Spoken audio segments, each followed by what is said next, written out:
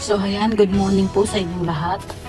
Sa ating lahat pala. Ngayon araw is yung kambing po nadala ni Jello Mags kahapon. Is ngayon pa po namin lulutuin. No? Dinagyan ko lang po siya ng yelo. Maganda tong box na to guys. Kasi tignan nyo. Umaga ko pa to. Kahapon pa to ng umaga linagay. Meron pa rin siya. So ngayon ipapakuluan ko siya. No? At kalahati dito is adobo. At kalahati daw is sinampalukan. Sabi ni Jello Mags. Ay, nabutas na guys. Wait lang. Dalhin natin sa lababo. Aray ko, mabigat. Para siya ay, pakuluan ko na muna sila lahat. Para mawala yung kanyang, ano, may balat pa oh. Kanilang lansa. Aray ko. Papakuluan muna natin siya. Tapos, saka natin siya igigisa mamaya sa adobo. Tapos yung sinampalukan. Ano ba yung sinampalukan guys? Sinigang.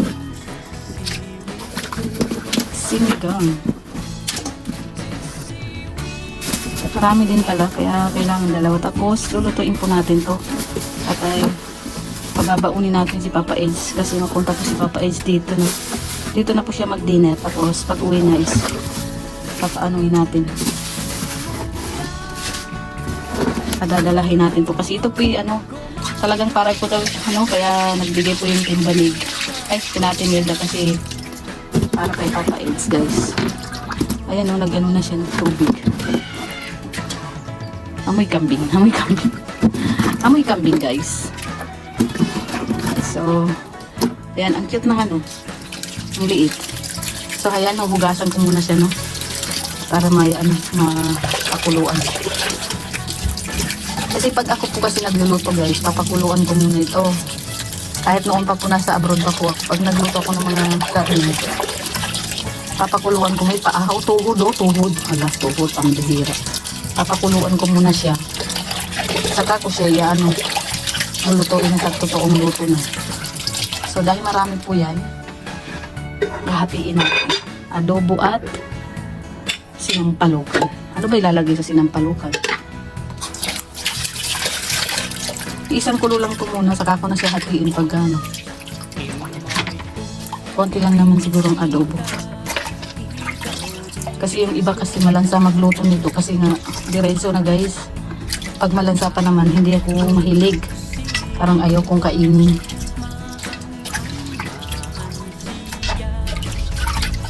So ayan, hugasan ko muna siya na.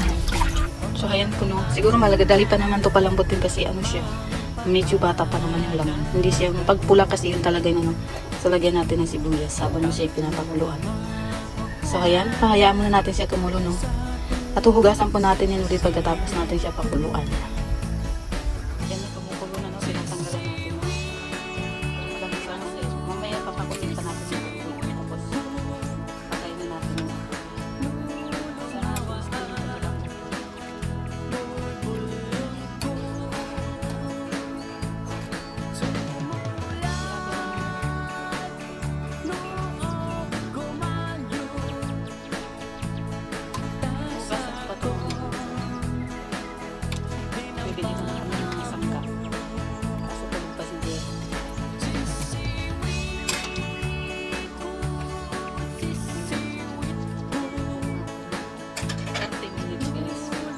Konting lang siya pagkaroon mamaya. Konting pagkaroon. So ayan. Ilang araw na pong maulan dito sa daig. No? Uulan, aaraw. Uulan, aaraw. Yan lang po yung ano dito sa daig. At hanggang ngayon po, hindi pa po siya tapos mag-ayos ng kanyang halagyan ng stick. Kasi nung una linagyan niya dyan guys, sabi ko, pag sa ano, makukuha ng mga snatcher yan. So ayan, sabi ko ilipat niya dyan. Kasi pag siya nakatayo, ang layo sa kanya, sigurado ako may snatch. So yan, mamaya-maya punta kami sa XP. Kasi bibili po kami ng ulam na isda na. Tapos mga sibuyas para sa kambing. At sinigang na rin. Kailangan po natin bumili ng isda kasi si Redsen po ay hindi na makain yun. Saka si Mrs. Lam, hindi nakain ng kambing. Mamaya-maya si Papa Eds ay nandito. Dito po ma-dinner si Papa Eds. Mrs. Lapa hindi kumakain ng kambing at hindi nagpuli dito po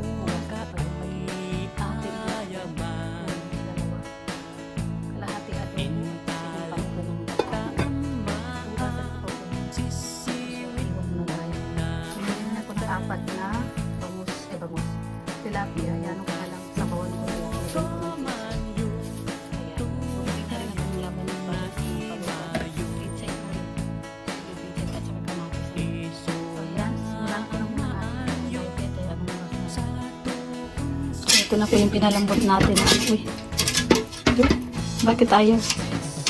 Mahina yung kapit. Ito na po yung ating pinalambot na kami. Mukhang malapit naman siya man. Madali lang din siya ano.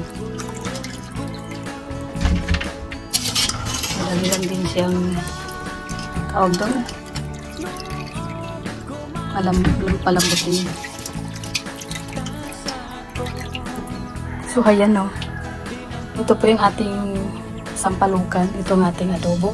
Nahugasan ko na po yan. Ready na po ang ating mga sibuyas, luya, bawang, sili. At siyempre kamatis para sa sinampalukan. At saka dito sa ating tilapia na sinigang. So iuna na natin ito igigisa no. At saka itong adobo kasi alam mo na medyo papalambutin pa. Pero feel ko guys medyo madali lang din itong palambutin kasi medyo di po kasi matanda yung kambing. So yun magigisa na po tayo na luya. Luya muna yung una natin.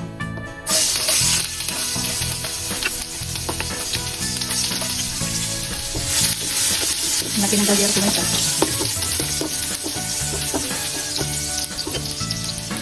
Ito po ay sinampalukan. Una na natin isa. Ulit sa sunod natin is adobo. Yan, nilalagyan na po natin ang mga sisig. Ito kasi.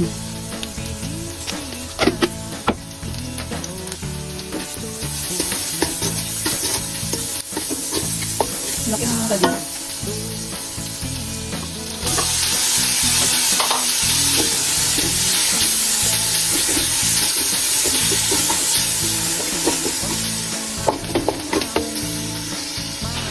Ngayon, lalagyan na natin ang kambing guys para ibigay natin.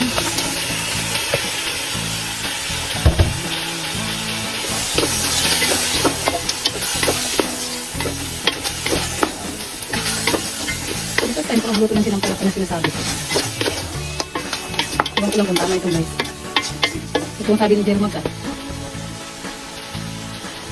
So, takpan muna natin.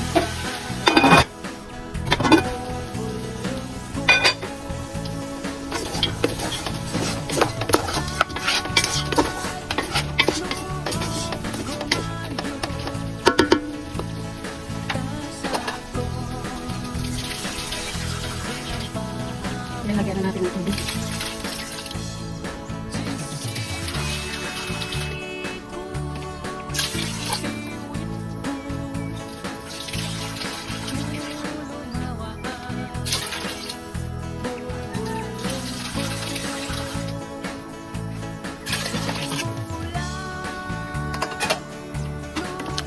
So ayun, habang pinapakulo natin ito, nagigisa ko naman din adobo guys. Mainit pa. Yan, dito naman tayo no? Kasi papakuluan ko, ano ko na lang yung adobo kasi ano para mambot siya no? Habang sila yung pinakalambot ko, nahiwain ko yung mga pitsay at labanos, tapos ay nilimisig ko pa ang tilapia. So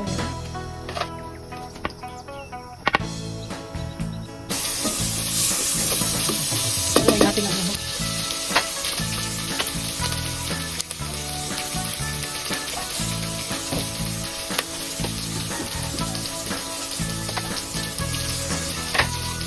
Lagyan natin ang kambing.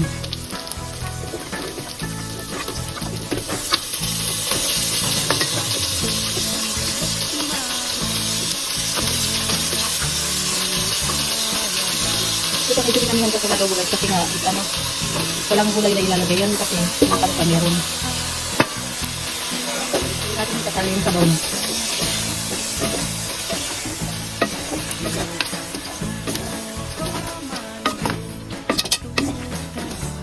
Dapat pala ito yung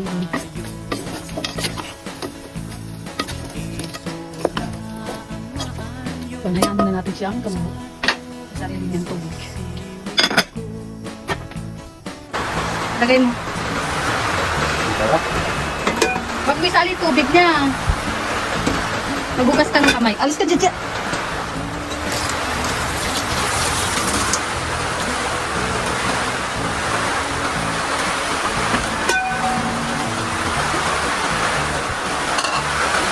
Ngayon lang niya ako binalikan guys. Tingnan niyo naman, ewan ko saan nagpunta ito.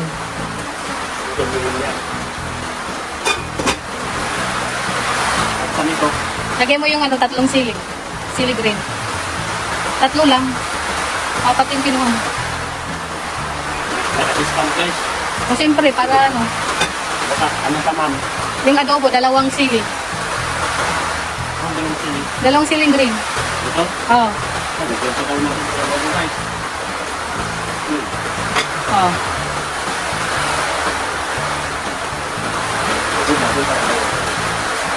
Okay lang, kahit hindi na may logo. Tapos ma'am, Alabas ka na. ayan. Hindi, ano ko pa yung last na yan. Yung kapag luto na yung, yun. Oo. Ay, lagyan mo pala na sinigang lahat. Yung ito lang tayo guys.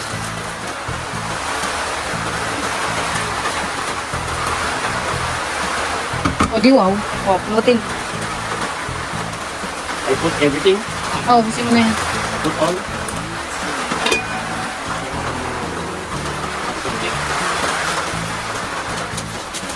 Hindi sana, hindi mo na binuksan, pati plastic. Dito na dito. Ay, ay, ay. Haluin mo lang. Wait.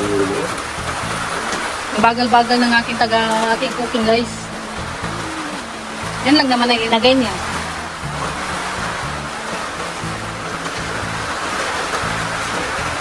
Yung usapan na siya ay magluluto ng sinampalukan guys. Wala na. Hindi ko na kuya kung saan talaga matatanggal talaga ang tuhod ng lalaki na yun. At yung maiwan. Aba, aba, aba.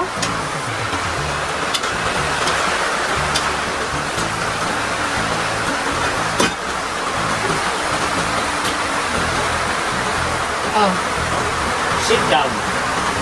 sit down ka dyan.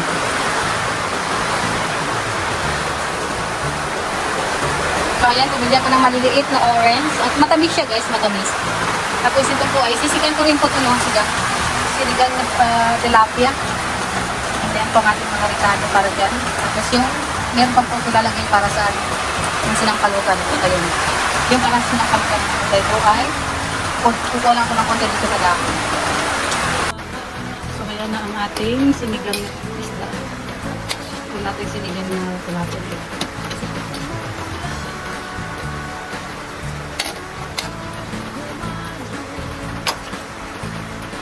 Ito naman ang ating sinampalukan. Hindi ko muna siya, naglagay ko lang siya tapos pinatek ko ng apoy. Kasi mamaya papainitin pa naman yan. Pag dumating si Papa Lex. Malapit na po tayo matapos. Tanggalin po natin ito.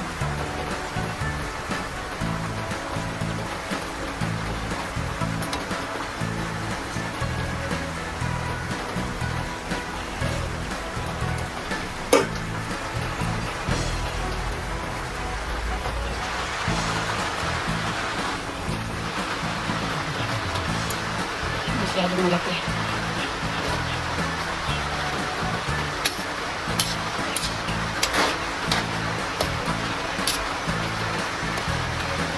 Hindi kasi nakain naman si ate si Tabgano Vincent. Kambing. Kailangan natin talaga magluto ng ibang ulam. Hindi ko lang yung available doon. Bangus, nakakatamad bagay yung bangus. Kaya ito na lang, tilapia na lang ang binili ko.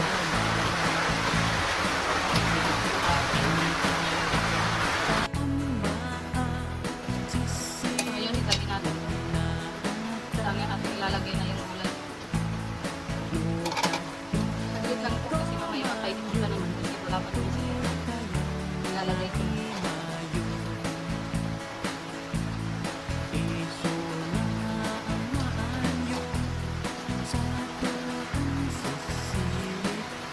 Mamaya-maya pati ako na tumapoy dahil pag pinainit ito, magluto pa yung dahon. Ito ko lang para na hindi maulan pa guys. Para pa kami yung damit ang galing. So yan, tapos na po no. Tapos pa na natin yan. Hindi lang may kapo. Thank you po. Hindi na po ito kami kanin ng ating adobo.